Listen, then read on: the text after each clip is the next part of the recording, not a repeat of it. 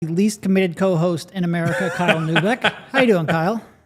Kyle, I'm doing well. I had a nice wedding weekend. Kyle started a new job, did 2 whole shows, and then already took his first vacation. Yeah, it was not planned that way. I did commit to being in a good friend of mine, one of my best friend's weddings, before this had taken shape, and so your duties as a best man and a groomsman come first. But I'm happy to be back after my whole 2 shows that I did last week, and now you guys are stuck with me for the foreseeable future. So very happy about that. Mostly, I'm stuck with you for the foreseeable future. But That's for damn sure. I will find a way to push through it.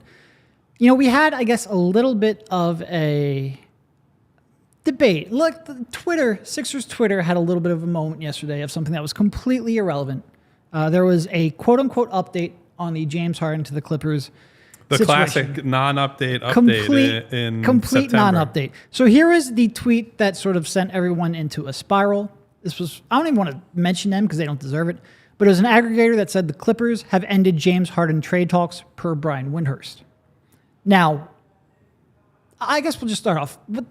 What the hell's going on? Because we were told that this was all ended a month ago or 3 weeks ago when the Sixers supposedly pulled back and said we're ending trade discussions. It's like that song from, what was it, Lamb Chop? This is the song that never ends. Right. I mean, this is going to keep going through up until the point that a trade is made or James Harden comes out and says, me and Daryl Morey are best buddies again and we're having a good time and I'm all in. We're going to go on a title run, so on and so forth. Nothing is going to end until then. So the gist of what you're saying, what you're talking about, is that Brian Windhorst on the Hoop Collective, which this is something he had said previously, I believe, that the Clippers, it had been on LA's end that discussions had ended between the Sixers and Clippers, and that the Clippers were kind of saying thanks but no thanks. We don't want to be involved in this. At this point, so I always think it's important to clarify, saying that trade talks have ended in any trade conversation means absolutely nothing until the trade deadline passes and deals can't be made. Because there have been lots of trade discussions that have happened in the past where, your teams say they're out and then a month later there's an injury or something. Maybe a front office member decides, hey, I feel differently than I did a month ago. Let's circle back and let's have a conversation with this team about a player that we said we're out on. Nothing is ever truly over until the deadline passes. But right now, I think both sides have made clear Daryl's position is we're not giving James up for the poo-poo platter. And the Clippers are saying, we're content with what we have. We're not going to pay a premium for a guy who has said, I only want to be here. And that's kind of why they're at where they're at the moment. And I think a key point here, the way that aggregated tweet was worded made it sound like talks were currently ongoing and the Clippers ended them now. No, what Brian actually said on the podcast, which was last Friday, was that when the trade talks were quote unquote ended 3 weeks ago, it was the Clippers who were the one instigating the end of it. He wasn't saying that there were current talks that were now ended. He was trying to, there's sort of like a little back and forth with ESPN personalities, it seems, where Woj reports the Sixers ended talks. Windhorst says, no, it was actually the Clippers who ended it. Doesn't really matter. I don't really, I think people now want, what does it mean that the Clippers were the one who went? It means nothing. It means that they were far apart. Whether or not it was the Sixers being frustrated that the Clippers wouldn't add more, the Clippers being frustrated that the Sixers wouldn't send Harden to them for practically nothing. It doesn't really matter. It just means they were pretty far apart. But really, the key is that nothing changed, and nothing will change for quite a while, I don't think. But the way that was worded sent people thinking that there are still ongoing discussions. There really aren't. At this point, we're just waiting for something to change. Quick few shout outs to some of our friends in chat here. Obviously, Sal coming in with his classic and standard Imagine Dragons reference. You know, I explained that last time I was on the show. Sal, you need to imagine dragging yourself to a new joke, but thank you for being here today. Miles is done with the Harden circus, it seems like, and him and Daryl. I understand the frustration.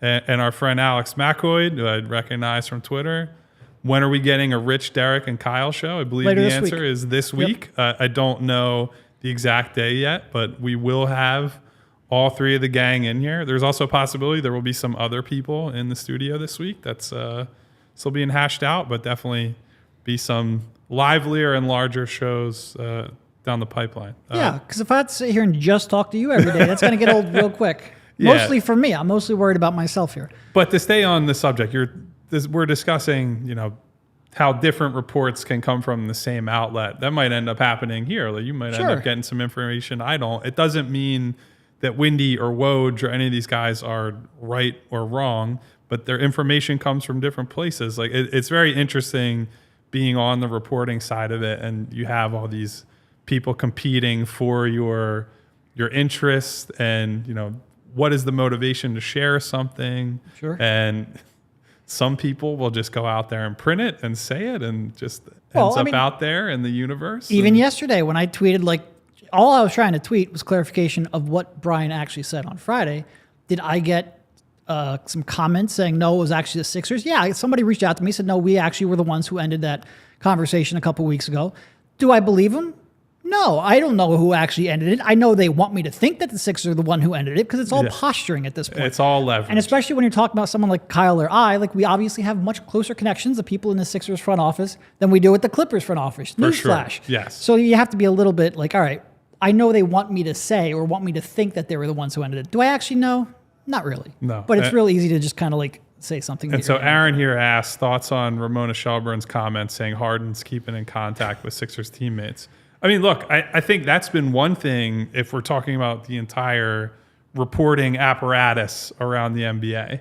That's been fairly consistent, that I think James's beef is not with Joel Embiid. It's not with Tyrese Maxey or Tobias Harris or anybody else, not even Nick Nurse, who was not here for really the brunt of his anger here.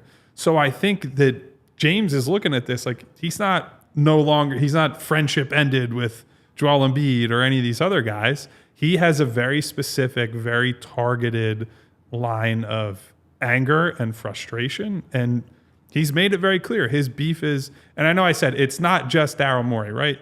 It's the front office apparatus, it's ownership to some degree, because that's who he has the problem with. If all those issues were cleared up and James walked in and all he had to do was figure out what's going on with his teammates, I don't have any concern about it. I think maybe they're not as tight as they were at points last season. Certainly he's distanced himself in that way, but I don't think it would be awkward for them at all. This is not a Ben Simmons, he's trying to blowtorch the entire organization sort of deal, right? Yeah. No, I think that's 100% fair.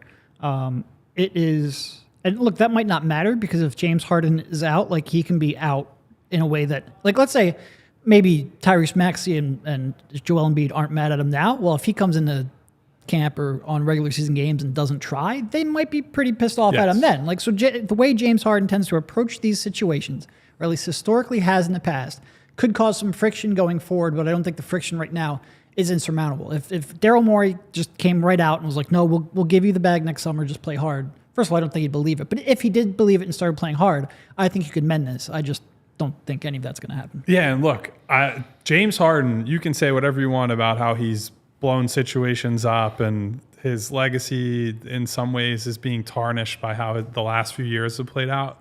One thing that is absolutely true is that he is a popular guy amongst the players. Now, some of that might be for the wrong reasons. He is a guy who likes to get after it away from the floor, and he's Mr. Social, and He'll end up in situations that maybe if you're someone who needs him to perform in a back-to-back in Thursday in Miami, that, perhaps that's not James Harden's ideal environment.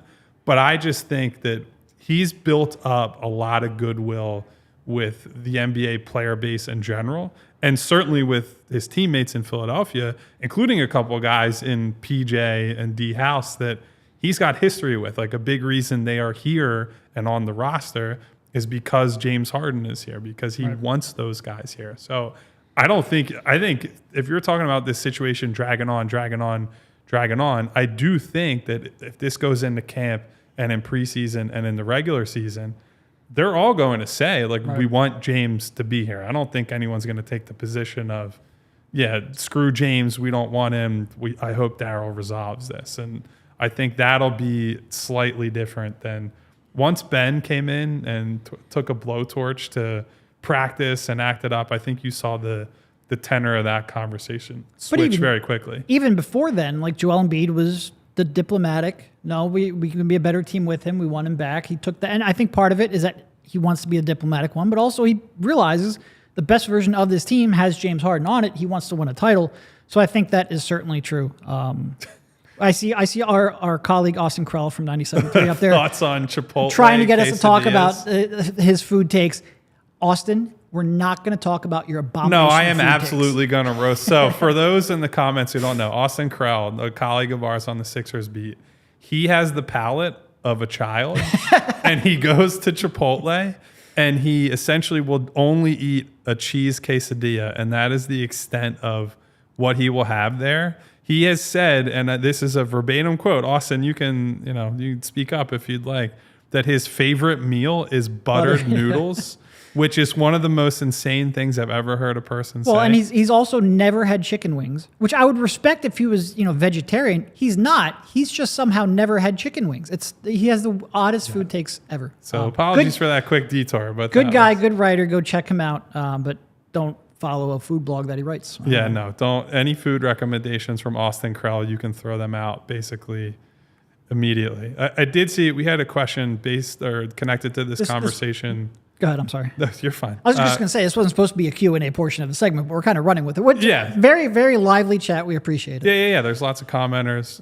This is the question I actually was concerned with. Which Sixers would benefit from Harden refusing to play / try for the team? So I think it's easy to say Maxey because, he'll just get more reps and more time. I think that would be more of a long-term benefit, though, right? Because I think right now it's clear Tyrese benefits more from Harden playing and setting him up and taking responsibilities off the table for him. Like, he doesn't have to focus on playmaking as much. He doesn't have to focus as much on just getting them into sets. It's more, Tyrese, you go on the wing, you run some dribble handoffs from time to time. Austin and his buttered noodles takes are just killing me in the chat. But so Tyrese, I think, would benefit over the long term from just being day to day, you're the guy, you run the show, you run the team along with Joel. Short term, I think he would struggle. The people that you're looking to are more who plays more minutes because of this. And that's probably somebody like D'Anthony. Yeah. Even further down, maybe someone like Jaden is just, he goes from a real fringe rotation guy to, okay, you might play another 5-10 minutes of game time on a given night. And so that's probably where I would look. But it's so hard because you're not, there's no one-to-one replacement or even close for what James is good at. And so you're going to have to try to cobble it together from several different places. No, I agree. Max would be the one I'm most interested in seeing without James because you want to see him grow as a playmaker. But he would certainly, he would have a tougher time creating shots in the half court without James there. I think you're 100% right. Yeah. So before we're going to get to a lot of got some mailbag listener questions today. We have to take a quick break here, talk about our friends at DraftKings. We're back with another week of football, obviously. Birds are 2-0. We're flying high in Philadelphia. And DraftKings Sportsbook is keeping us in on the NFL action with great offers every single game day. New customers can bet $5 and get $200 instantly in bonus bets thanks to promo codes that you're being provided at PHLY. And DraftKings isn't stopping there. All customers can take advantage of 2 new offers every game day this September. I think that's pretty cool, especially if you're like me and your win rate is not as high as you'd like it to be. So got to take advantage of all these great offers. So football's more fun when you're in on the action. Download the app now. Sign up with code PHLY. New customers can bet just $5 and get $200 instantly in bonus bets only on DraftKings Sportsbook, an official sports betting partner of the NFL, and that's with code PHLY. The crown is yours. You have a gambling problem? Call 1-800-GAMBLER. Visit www.1800gambler.net. In New York, call 877-8-HOPE-NY or text HOPE-NY. That's 467-369. In Connecticut, help is available for problem gambling. Call 888-789-7777 or visit ccpg.org. Please play responsibly. On behalf of Boot Hill Casino and Resort, licensee partner Golden Nugget Lake Charles in Louisiana, 21 plus, age varies by jurisdiction, void in Ontario. See sportsbook.draftkings.com/football terms for eligibility, terms, and responsible gaming resources. Bonus bets expire 7 days after issuance. Eligibility and deposit restrictions apply. I almost got through that whole thing, and I had the saliva building up during that, and it's always just a really fun. I was telling you before the show, like Thursday, I tried to do it the professional broadcasting way and just go through that disclaimer real quick, and I got halfway through and I was out of breath.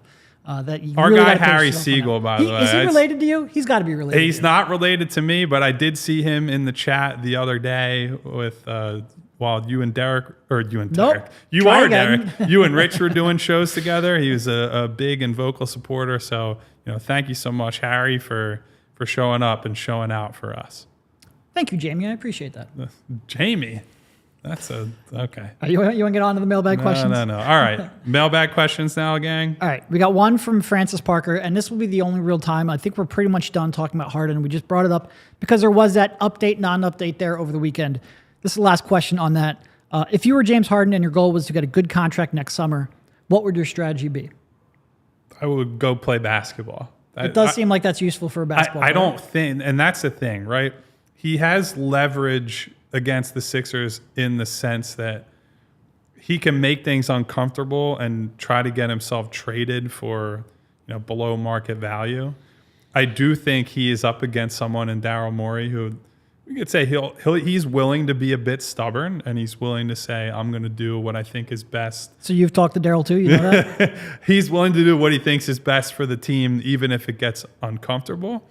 And so I think in that way, if James just thinks he's going to throw a fit and that's all it's going to take, and then he's ultimately going to get the best long-term outcome for himself, I think he's mistaken. I think what he probably needs to show at this point to other teams, just set aside the Sixers for right now, is that one, he can still play at a high level, and he played at a fairly high level last year. Certainly not MVP Harden, but at a high level. But two, teams have to feel like they're going to bring this guy in and he's not just going to light the program on fire, right? Like that's the whole thing. The problem with Harden's position at the moment is that this is not a first-time thing. This is not James Harden. Right. It's not Dame Lillard, we'll say, where Dame is the good soldier throughout his career. He does this, he does that.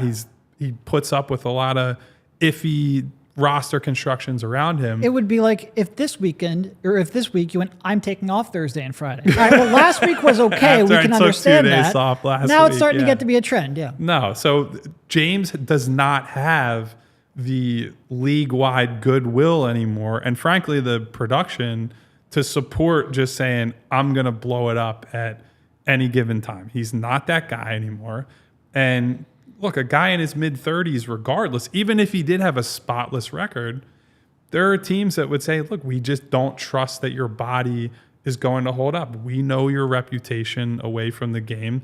And even though he does work really hard to be as good as he is, he needs to make sure that people believe he's a committed member of the franchise moving forward. It's why, look, Kyrie Irving, ultra talented guy, right? Like great basketball player. Set aside all the craziness that comes associated with dealing with him. He didn't get the full boat from Dallas. Like it's when you cause your franchise concern away from just, is this guy a good basketball player, it's hard for them to look you in the eye and say, we want to give you, the max amount of money in years we can give you. No, if you're talking just pure skill, there are a few players who would be able to play a game of across the world as well as Kyrie Irving would. Yeah. Just trying to make a ladder. Across the world. No, I think the easiest way I think right now, Harden's mindset is, I don't know why this team doesn't value me. Clearly, I'm worth the contract I think I am. Yeah. If I think he would be a little more tethered to the reality, he would realize, oh shit, the league doesn't value me the way I think they do. Why is that? And the way to sort of fix that is to come back, play good basketball, be a good teammate, be in the best shape of your career, and convince people not only that they should get you for the stretch run, but that you will be able to age gracefully into your 35, 36, 37-year-old season, so they're more willing to make a commitment to you. And so there's more teams that you can be traded to who would be willing to make that next commitment to you. I think that is the way he can actually get paid next summer. But he would have to actually accept reality a little more than I think he's capable of. And by the way, this is something that is tough for, I think, a lot of It's not just him. Stars. Yeah. I think he still thinks, I'm James Harden, I'm worth a max. He has to come to the realization that I'm James Harden, I have to prove myself. And I don't think that's going to happen. Well, and to your point, aging gracefully is not just, I put up 20 whatever points a game and this many assists. It's really more the mental side of it. It's, am I able and willing to accept that I'm not capital J, capital H, James Harden anymore? And we went through this process with Iverson. He left Philadelphia before that process played out, but he wasn't able to accept the fact that he's not the guy anymore. And a lot of the reporting we've heard is that, James wants to be the dude. Here we go. Alex Macko. I feel like the third time you're asking out trying to cause a stand. Yeah, of course not. And I think Miles Johnson has a pretty good counter question to that. But weren't we saying this last year, and didn't he prove a lot of people wrong? Like, he came in, he had a good year, he was a good teammate. 100%. On the floor, I think he showed I can be, sidekick-ish. And then Joel's out game one of the Boston series, and James puts up 40 points and has an incredible game, wins them a game by himself. And that's why anyone would still be willing to give this guy a chance, is because the talent is there. And when he's in the right mindset and he's in a place where he's happy and he feels like things are, on an upward trajectory, I think you see what the ceiling can be. Yeah. The problem is that the floor is so low. And because on top of this, his playoff track record is as spotty as it is. He goes from these 40-point games to, is he even out there? Is his mind, on the game that's in front of him? That's the challenge. And that's why, the best thing he can do, in my eyes, is just go out there. You can still be mad at Daryl. You can go to a microphone and say, fuck this guy. I don't trust him. He promised me this. He promised me that. But you go out there and you give your best to your teammates, and other teams see that, of course, you're going to get paid by somebody at some point. He's still a good enough basketball player to justify that. It's just the concern that this guy is going to nuke your organization. But to sort of Miles' point, I think there's nothing he can do. There's no kind of year he can have this upcoming year that will get him back to a max 4-year, $210 million player. And I think that is where his disconnect is. I think he reacted to the fact that he wasn't getting that 4-year super high contract, and he wanted to. And I think a big part of the reason why he opted in his contract is because someone like the Clippers, they can't realistically take him back in a sign and trade because of the way they would be hard capped, because of how that would impact their double apron threshold. So he thought the best way to get to a place that will give him that next contract. I think he needs that realization that contract, I have to reframe my expectations for that. Yeah. So it's I just don't think it'll happen. And look, we're framing this a lot because that's the way the question came in. It's from the James needs to do this. Daryl's going to have to mend this fence. If his position is that I'm not trading him unless it's for XYZ, a boatload of picks, an impact guy, whatever it is, then the onus is on him to make sure that if James is here and they need to win games and keep this ship afloat and at minimum the short term, he has to figure this out. This can't just be, well, because of James's history, it's all on his plate. No, of course not. He's running the organization. he's the guy that James has a problem with. And it's not like Daryl's been sitting on his hands and doesn't want to fix this. But if it doesn't get fixed, then, ultimately this is all immaterial. They need to figure this out in some way, shape, or form. All right. We spent a lot of time Next talking question. about Harden. Yeah, we can do a non-Harden question, I think, this time. On draft night, there was a draft board that was leaked and had a lineup featuring Maxey, Melton, Harden, Harris, and Embiid. If Harden plays, should we assume that those are the starters? And since you were the one who wrote about that draft board, I will leave this one to you. Well, that was a comedy of errors. So this is the quote unquote small lineup because it's Tyrese and D'Anthony and James as sort of a triple guard lineup. I'm not entirely sure. We got into this a little bit last week. I do think that PJ Tucker is always one of those guys that coaches value much, much more than average fan. And I would say even more than myself, even though I think I'm in the, defense school of thought a lot more than other people. I think it's going to be hard to shove him aside and to, again, this gets more into the politics of NBA locker rooms. It's also like, who are you pissing off by doing that? And who is more of a risk to cause a problem if they're left in the role that they're in, right? I think PJ is probably going to get angrier at being moved out of the starting lineup than D'Anthony would be if you simply leave him as like a sixth man bench role type player, right? It's the lower risk move. Yep. It does have the higher upside though. And so that's why I think they need to continue to invest in it. But I think honestly, they spent enough time together last season that I don't think it needs to be a constant, we're getting these guys reps. Yeah. I think they have enough chemistry built up at this point that if it's not the starting group or even the finishing group, I think that group of James, Tyrese, D'Anthony, Tobias, Joel has enough of a base to build from that they can continue to get better. Yeah, and both of those two lineups saw significant time together last year.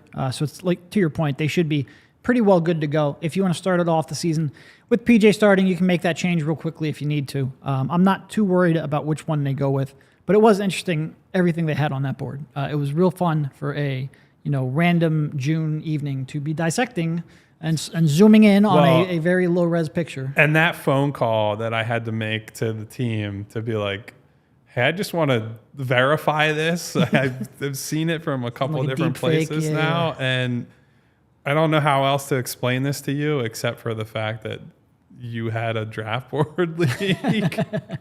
And they were fortunate. It must have been very early in the day, but that was really something. All right. Let's see. Next question here. Who's this coming from? This one is coming from Joe. Okay. Joe Fed. How much effort will the Sixers put into winning the midseason tournament?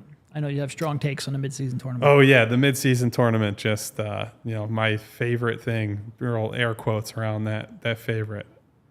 I think the players will want to win just because they're basketball games and they're not going to go out there. And I don't suspect anyone other than deep bench or end of roster guys really care, because then it becomes maybe that's an opportunity to get more minutes and more money and things like that. Right. But I don't think because there's a tournament attached to these early season games that we need to be like thinking, oh, Joel's going all out against the Charlotte Hornets tonight or whoever. Who's in their pot again? So I guess a real quick refresher on the way this is set up. Tournament. Right. So there's going to be 4 games that each team plays in quote-unquote group play. So there's 6 divisions. I forget which. And it's not division like the typical traditional Atlantic divisions. Yeah. There's 6 divisions based on the quality of teams in your conference. 3 divisions per conference. And you play each of those 4 other teams at some point through November. So the group play, when you're playing against your division, is going to be just normal regular season games. It's part of your regular season schedule. And then 2 more games, the quarterfinals and the semifinals will also be regular season games, but they're currently not scheduled because they will come down to basically this tournament. And then 2 teams will play an extra game, basically an 83rd game, to win the championship. Just so we need more NBA regular season games. We've all been asking, Adam Silver, can we please have more games before the playoffs? I actually don't know the other 4 teams in the Sixers division. I will try to look that up real quickly. But so 4 of those games, you figure they will be pretty incentivized to win, or 6 of those games because they are just they count for the standings. They count for all that. It's really the championship round. The winner of the championship gets $500,000 per player. Loser gets $200K. For someone like B-Ball Paul, who's been selling merchandise out of his condo for the last couple of years, he's probably going to want to get that hustler $500K. mindset, man. He's any opportunity for some extra money. Someone like Joel Embiid might not be quite as motivated. Yeah. $500K doesn't change his life as much as it does B-Ball Paul, but certainly some players will be motivated to win that extra prize money. Outside of that, the only thing you really get is a trophy, which I can't imagine is going to be all that much of an incentive for NBA players. But that $500K will certainly incentivize some. Yeah. Well, so here's the thing. You're not a soccer guy, but you can understand this and within the framework of how they do it in Europe, Ted Lasso. Where I'm an expert. The early stages of these mid-season tournaments that are separate from the league in Europe, most of the quote-unquote big clubs don't take it seriously at all, right? It's a midweek game. They have games only on the weekends otherwise. And it's an opportunity for them to play young guys and academy kids. It'll be a debut game for, a 17-year-old who's been with their academy. And then if they are able to beat these lower division teams and get further in the tournament, that's when you start seeing, all right, now these guys are into it. Now the starters and the star players are playing. And once those guys are on the floor, of course they're motivated to win. Right. It's really just organizationally, are you investing? Here's the real question. If they're playing one of these games that are essentially the qualifier to get to the end of the tournament, are they going to play Joel Embiid 5 extra minutes that night to try to win a game? And I think the answer is a clear no. I don't think if they're doing it, it's not because it's the midseason tournament. They're doing it because they want to win a regular season game that counts toward actual NBA standings and improves or doesn't improve their playoff positioning. Yep. That's all that's going to really matter. I agree. I don't think it's too much of a big deal either way. I don't have a strong opinion against it. I don't necessarily think this is going to reinvent the regular season. Yeah. It is what it is. It's a way to shake things up. Just my only real concern is the branding. I'm a little worried we're going to get some horrible sponsor. Oh, of course, yeah. Right now, I don't think there is, right? There's no sponsor yet. I'm not. I have to be honest. I have really been tuned out of the mid-season tournament. But I will tell you, in England, for example, the League Cup has changed names about 100 times. I believe right now it's the Carabao Cup. I think it's named after an energy drink that they have over there. And it was something else before that. It was named after a beer and named after. So you never. It's Just don't get a shitty. As long as the money's coming in, they're going to keep playing this tournament. We'll put it that way. Yep. Next question, if you got one. Oh, we got a bunch more. Yeah, we do have a bunch to get to. All right. Do you think Harden's value will increase by February? And he notes at this time it is different than Simmons. I mean, I don't want to go too deep, I don't think. I think clearly anytime you get games being played and closer to whenever there's a decision that people have to make or a deadline that people have to make a decision by, it tends to spur Are you speaking from experience over there with your writing or podcasting? Sure, yeah. No, I try a lot more when there's that. And just going back through my whole high school and college career, certainly. Of course. Absolutely. Procrastination is king. No, I mean, look, there's a decent chunk, probably something like 40% of the NBA who can't be traded right now. Those restrictions will come off. Teams will be worse than they expected. They will be spurred on to make moves. Anytime you get closer to deadline, certainly it picks up. And it's very different than the Simmons situation, obviously. But I do think that is the market going to be what Daryl wants it to be? No, probably not. But it'll be more than it is now. Well, and if we're looking at the Clippers specifically, they are not a team that's if we just throw a season away, that's fine, right? This is not a team with a big contention window. It's a group of players that they are built to win now. And on top of that, they have this urgency of this new arena that Steve Ballmer is building that allegedly has the most urinals of any stadium that's ever been built, which that is quite an achievement if that happens. And if you eliminate lines at games to go to the bathroom, I think that's quite a... but yeah, all that is to say that if they're going to trade for James Harden, it has to happen sooner than later because you're doing it to push for a title. You're doing it where you need to build chemistry. And I made this point when the Sixers, many other people did, of course, when the Sixers traded for James Harden, I was dubious on it specifically because teams do not win with big midseason acquisitions. It's just not a thing. You might get I think the best example of a midseason trade working out well for a team is Marc Gasol for Toronto a few years back. That's a very different piece to drop. But that's what I mean. Yeah. Marc Gasol was an additive complementary piece. It wasn't this guy controls the team in the way that James Harden does. And if James Harden joins the team or the Clippers at any point past November, they're fundamentally reshaping the team. And that's they got Russell Westbrook, who's already a team-changing force that they tried to bring on last year, even if he's on a small deal. So all this is to say that, yes, James will have more value, but I'm not sure how that will impact the Clippers situation specifically. I don't think it'll change drastically. Teams will just be more motivated. Yeah. So I think it's probably a good time for us to take another quick break to talk about all our friends who are making these shows possible. This one, GameTime. The GameTime app, it's a great app for securing tickets at the last minute, the last second. I know there have been all kinds of Eagles games, concerts that I've been stressed about trying to put together a group at the last minute. You just have a friend who reaches out to you and says, you want to go to this game tonight? And you think to yourself, boy, would I, but I doubt there are any tickets available. Well, the GameTime app is here to help you out with that. I know the Eagles are going to be a hot ticket every week until the end of this season. I know Thursday Night Football was crazy. I was watching it from a bar in Ohio that didn't have the game because it was on Amazon Prime, and that was its own issue. So if you ever run into that issue, you got to go to GameTime, the GameTime app, and we have a promo code that you're actually able to use. And before you get there, you can see, pictures of your seat at the game, your potential seat at the game. It's a 2-tap experience. Find your ticket, you buy it, you're done.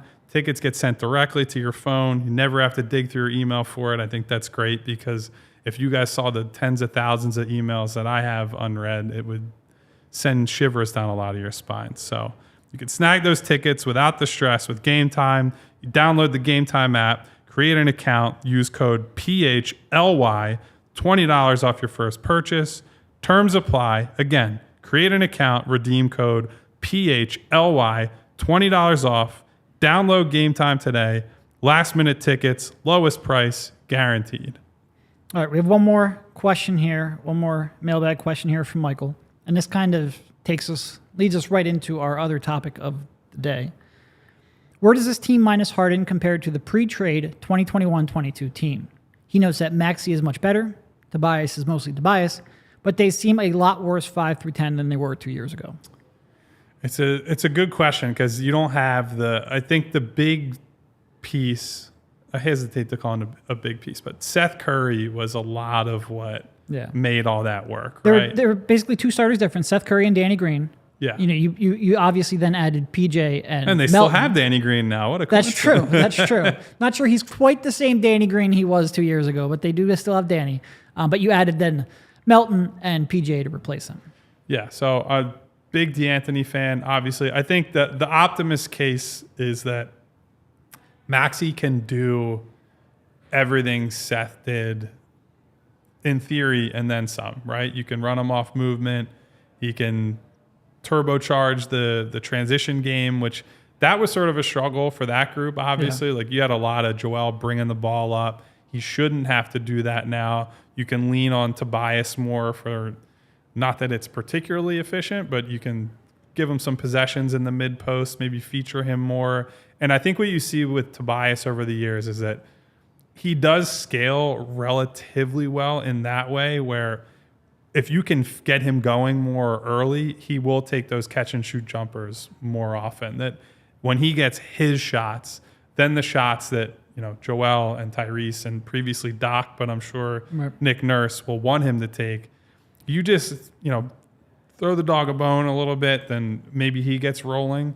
And I think those years of chemistry built up between him and Joel, him and Tyrese, and some of these other guys, that will help. But I don't know that they're going to be able to hold down the fort the way they were before, because that was just a weird season in general. The hope would be that Tyrese makes a big leap. Joel is a better player every year than he was a few years ago. And maybe, I know we've talked about it some, Joel makes that defensive leap or I shouldn't say leap, but maybe Joel engages on defense in a way, and they have enough defensive-minded players now that they can make up some of the difference there, where maybe they couldn't have done that a few years ago. Yeah. Certainly I think Maxey and his growth is the big plus you have there, and Melton too. D'Anthony would be a big addition to that team. But the depth is very substantially different. You just don't have the kind of depth that I think you really, and that's really the key right now with this team. They have a top 6.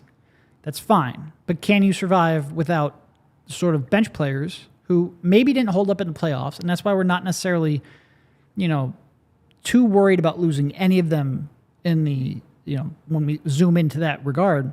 But just getting you through a season, getting you to wins, getting you to that stretch in November when Shake Milton was unguardable for 2 weeks. Right. You don't have anyone that you really believe can step up into that role that someone's going to have to step up to over the course of a long season. That team had better depth for sure. I think they were probably better equipped to deal with a holdout because of that, because as much as Tyrese Maxey has improved, he was pretty good that year too. He had made a pretty good jump then too. This team, especially without James, it is short on the depth department. Unless Jaden Springer can come out and be better than expected. So our production team highlighted another comment from Miles, but I wanted to spotlight. Miles said, increasing D'Anthony's on-ball reps is a scary thought if Harden's not playing.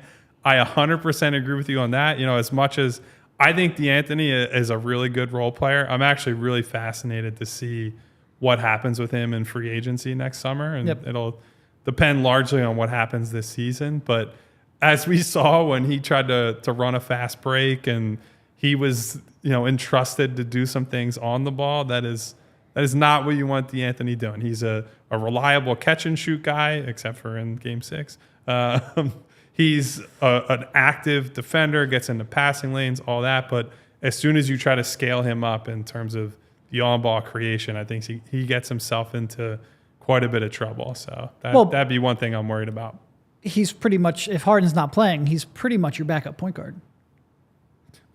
I don't think it's pretty much. I think he is, because Pat Bev at this stage is not running point, and Jaden Springer not qualified to run point. And actually, I think I've gotten some questions, maybe not in the mailbag, but in general, about the idea of campaign, because he was let go by San Antonio. Was he let go after they signed Danny? What was the sequence of events? I'm not 100% on the order of events there. But look, here's what it comes down. We keep harping on this. Tyrese has to make a leap. Yep. And he has to make a leap that's so large that D'Anthony or Pat Bev or anybody else, their being a downgrade doesn't matter as much. Yeah. And so that's why we're going to keep harping on this. But Tyrese's ability to take a step up as a floor general and a leader is so essential to everything they're going to do if Harden doesn't play. And quite honestly, even if he does play, they could really use him to be a better decision maker and creator, and he needs to put more pressure with the ball in his hands, not just on the rim, but to every defender that's even thinking about making a rotation. All right, we'll get to the final segment here of the pod soon, but before that, a quick word from Foco. Foco is a leading manufacturer of sports and entertainment merchandise, with a product line that includes apparel, accessories, toys, collectibles, novelty items, and more. It's the best officially licensed gear for all sports and fandoms. And we are now squarely in football and tailgating season, which means it's time for overalls, hoodies, hats, sunglasses, bags, everything you need for a game. Foco has hooked PHLY up and provided awesome pieces for our sets. Foco always has our back for Philly sports, and they have yours too. Get the best gear around by using the link in our description. For all non-presale items, use the promo code PHLY for 10% off. I have no idea. All I saw was your hand moving. I was getting my periphery. Vanna White on over here. I was trying to do the, look at all these beautiful. I can see myself on the screen over here, so it is possible to point to where I need to, but it's when it's reversed, you're trying to. I just saw it out of the corner of my eye, and anyway, Anyway, Sorry for distracting you during our ad read. I mean, for it our would have been wonderful partners at Foco. it would have been a glorious ad read if not for you. Screw of everything course, up. yeah. It's all my fault that the two of us are not professional ad readers. All right. Moving on. The Sixers lost 3 key players. We were sort of touching on in this last segment. Lost 3 key players from their bench rotation: Niang, McDaniels, and Milton. Which one do you think will hurt them the most? It's a tough one because I think my natural instinct is to say George. George was our most consistent part of the rotation. I think he was the most quote unquote prominent member of the rotation, where he was nailed on to that spot from basically day one of the season last year. And not only was nailed on in that spot, swung a ton of games. There are a lot of great shooters around the NBA, and the Sixers still have Tyrese and some other good shooters on this team, but being able to bring a guy in off of the bench who he sees one go down and he might make the next 4 and go. And also, he'll spend the next 4 minutes talking shit, too. Every time he makes a 3, it's glorious. To your point, beyond the percentages, I think he played with an edge that really, on some nights, makes a difference. Like, there might be it's not the part that we see or that the fans see, but he gets 2 to go down and the other team calls a timeout, and George is in that huddle dropping some MFers and like, we're winning this goddamn game, and saying that, and that gets not only everybody in the huddle, else. he'll be doing that directly to the other team's bench. I really enjoyed sitting on press row and just watching George every time he made a shot. But that's what I'm saying, is like, that guy will lift up other people. Yeah. It's a hot streak that is good in the sense that he gets going and he's rolling, and this is good because he makes threes. That's a good thing. But there's a tail-on effect that is also lost by losing him. Like, I think the attitude fit that team. I don't think, like, look, we say there are a lot of good vibes guys, right? Like, a lot of good locker room people still with this team. Not a lot of dudes like that are both bringing on-court production and then getting in the huddle and lighting a fire under everybody else's ass. Like, you would hope that PJ can do that, but he doesn't shoot like George. He takes like 1-3 a game. It's not the same. It means more when it's coming from a guy who's like, I'm going to get you guys back in this goddamn game, and now you need Joel, James, Tyrese. You go out there and finish it. Like, that's meaningful. If you put PJ in a 3-point shooting contest, how many would racks he of get balls up? does he get off before the timer goes off? Yeah, that's a great question. I don't know. Maybe we can ask PJ that at media day. Might pass on that one. Yeah, look, I think in terms of a playoff performer, and look, George isn't like, he's not built for the playoffs specifically either. And Alex in the comments says he was unplayable against the Celtics, and that's fair. There are a lot of games before they get to the second round, and there are guys. People say it pejoratively, right? 82 game versus 16 game player. You need 82 game players to actually get to those rounds of the playoffs. And also, it's not like Milton and McDaniels were playable either. Correct. In fact, they were both out of the rotation Doc by the didn't even know half. who McDaniels was. Might be true. Look, I think they're interesting because there's 2 different ways to sort of look at it. Like, Shake, he will win you like 3 or 4 random games over the course of a season when you have nobody left that can handle the ball. And this team still has, they're one injury away from having nobody that can really handle the ball. And especially being down Harden already, they're down the biggest volume ball handler. So I think there's a case that in the regular season he might be as well. But because George can maintain in the rotation all year, because he could play off of both Embiid and Harden, and because he could actually, his shooting was valuable enough that you could at least look the other way at times in the playoffs defensively, he's probably the answer to this question. Yeah. Well, so we'll make the case for Shake a little bit, and then maybe we'll talk a little bit about McDaniels and I guess what they're losing there. To your point, I think Shake is a guy that you sort of know what kind of game he's going to have right away. Like, it's easy to pull him out of the rotation he was on the fringes for a lot of last season, and Doc would look at him. He comes in, takes some insane off-balance shot and misses it, and then that's kind of it for him. But Shake being able to be in that role, and then, hey, James and Tyrese are out tonight, and now you got to play 30 minutes.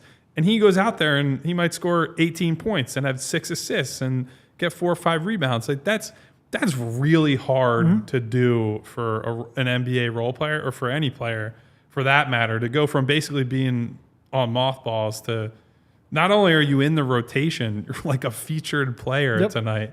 And I think that's the thing they will probably miss with Shake the most. It's not that he was some, insanely good role player. It's that he was able to start from a complete standstill and no rhythm and say, that's all right. I'm just going to go out there and play my game. And, that's a pretty uncommon skill to have as a guy who was kind of like a 10th man type. And then he would go all of March where he's in the rotation playing 20 to 25 per night and you didn't even know he was there. Just a really strange play, especially for a guy who we all thought when he first came in the league would be better playing as an off-ball player in a catch-and-shoot role and then attack a closeout role. He just didn't look like he had the speed to really create in half court. Next thing you know, that turns out to be his best skill. We need to do at some point an investigative series on what happened with his shooting mechanics. Went from like, oh, that's like his signature skill, right? He comes out of SMU, had 4 years of really good shooting numbers and good volume too. And then for whatever reason was toying with what his shot looked like. And so that was always strange to me, but maybe that's a conversation with him in the future. Like our good buddy, former colleague over at Liberty Ballers and current co-host of The Rights, Ricky Sanchez, Michael Levin would say, looks like he's shooting a medicine ball. It just, ball looked like a heavy for him. It was weird.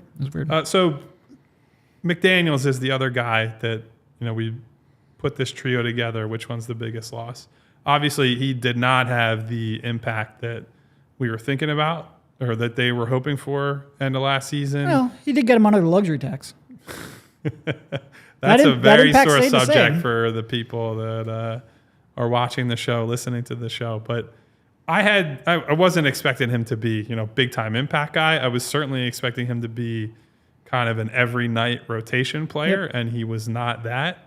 But losing him, even though those things are true, you are now down to basically Daniel House Jr. as the only real wing on this team. I think both PJ and Tobias are more quote-unquote forwards.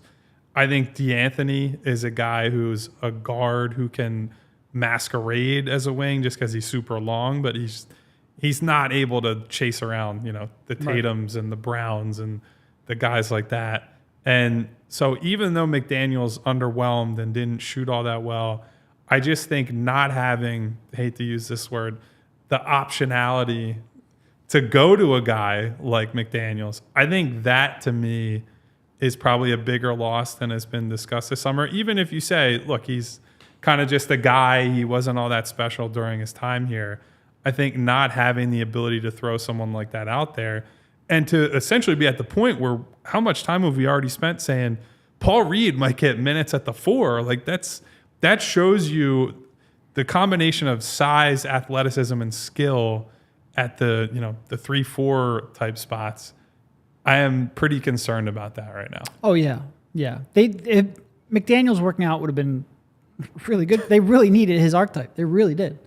And he actually he shot 40% here during his time in Philly. Now he made 1-3 every other game. Like the volume was never there. Yeah. And he was sort of like that player. I wrote when they first got him, it was like, people are going to react really quickly. Like, oh my God, look, he can dribble.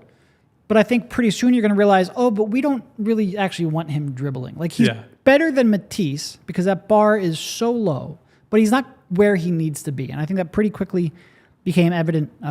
He did make his shots, but it was never on the volume that you need. Randy with a comment. At least Harris got to save some cash to buy the Commanders. I don't know if anyone saw the video of Josh Harris handing a football to Ron Rivera for his 100th win over the weekend. I'm going to let you finish, but at some point this year, you're going to be talking with your hands, and I'm going to randomly try to shake it, and people are going to think it's like me being awkward. No. It's a very specific reference. I think that video of Josh Harris handing the football to Ron Rivera went about as well as you would expect with Sixers Twitter, and it was so funny scrolling through. You see the Commanders fans who are like, Dan Snyder would never do this, and they're in the honeymoon, like we really love Josh Harris phase. Meanwhile, all the Sixers fans are like, get this guy the hell out of Philadelphia, and all kinds of things like that. So the dichotomy between the two fan bases right now, very funny. I love seeing him try to be like a motivational like locker room person, because that's yeah. very much not in his wheelhouse. Not exactly Newt Rockney. And he seems like he is just so excited to own, because, you know, and this is the way it was sort of like pitched to us when he was trying to buy the team. Yeah, he went to Penn, but he's from that area. And He's from Maryland. He's been a Commanders fan. Well, not Command. Anyway, he's been a Washington football fan for a long time. So this does seem like he's acting it out like this is actually like a dream come true for him. And I don't really begrudge him for that. I know there's a lot of territorial stuff with Philly, but when he tries to be the motivational locker room guy, I get a little chuckle. Sure. Well, so I will say I don't blame Harris for buying a team that he loves, but you're going to get what you get with the fan base. Like, you're going to get the blowback, and you understood that going in. And I think he probably knows that. Yeah. No, he's not going to be very well liked. And again, when having conversations, I'm like, so like your justification for him buying a competitor or a Philly competitor is that he's from the air. Like, that's just not going to go over well in this market. I understand it, but it's not going to go over well. And I think everybody, for the most part, like as long as you're not going like Howard-esque levels of passive aggressive, not even passive, aggressive. I think the team mostly understands that. Yeah. So that just adds to all the anger that I know a lot of people are feeling, whether it's for just the team in general or at Joel and at James, and then you add on like, hey, the owner bought a direct rival of the Philadelphia Eagles. It's just like, what are you guys doing? It really is. Like, I was told very early on in Harris's ownership that from someone in, we'll call it management, that really what he wants more than anything is to win a title and be looked at as the one who sort of like put the team on the path, gave them the resources, gave them the infrastructure. Now, you hear that and you see what's going on with the Sixers and the way how much upheaval there has been. It's a little humorous, but if there's any situation to walk into and be seen as sort of like the hero that came in and steadied the ship, it's that It's like, again, the bar for being a good owner is so low with that organization that he's got a chance to accomplish his goal. Yeah. Well, and listen, too, if we're comparing Harris as a Sixers owner to Ed Snyder, rest his soul, all that, at the end of his tenure owning the Sixers, it's a difference between someone who was completely, basically uninvolved, uninterested, and at least somebody who's invested in changing the team. Like, whatever you say about how the Sixers have been run and who they've chosen to run the team between the Colangelos and the shadow front office and hey, Brett's doing this and what have you. They have gone and like they hired Daryl and they spent a lot of money on Doc and they built a practice facility. They did get a tax break on that, worth noting. But they have spent resources to try to make the franchise better. Now, that the cynical thing is they've made the valuation much better, but it's definitely different than, hey, we happen to own you as Comcast. I wonder what the most recent valuation is. It like 7 times what he bought it for? Like, is it up? It's crazy. Like, owning a sports franchise is it's all monopoly money. No, when I get on Harris and the whole ownership group, it'll be for selling draft picks or ducking the tax or creating an environment where you have no idea who's in charge. Like, it's that kind of stuff. It's humorous when he buys the Commanders and does stuff like this. I don't really care too much. There's enough people in Philly who care. I will sit that one out. And again, it comes back to, I know you and Rich talk some about everyone wants us to be madder about the coaches or the coach individually than we normally are.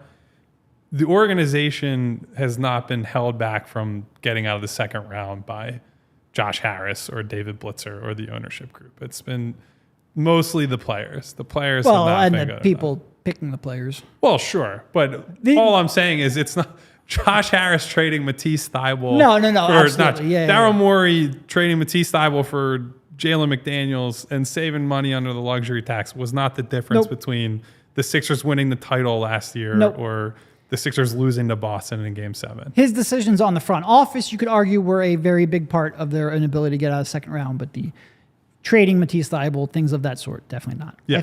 I think we had one other topic we were going to get to on how we should view the season. I think we're pretty much right at the end, so we will shelve that for another day. Thank you, Kyle, for jumping on, and I will talk to you at least until you run out of here and take 2 more days off. And thank you to, I saw Sam and Miles and Randy and Neil, a lot of people, active commenters throughout the stream. If I am not naming you, it's because I can't see your name right now. But, we've obviously had a good reception so far. Happy to have you guys along for the ride, and many more to come. Sounds good. Talk to you soon. We all silly like the mayor.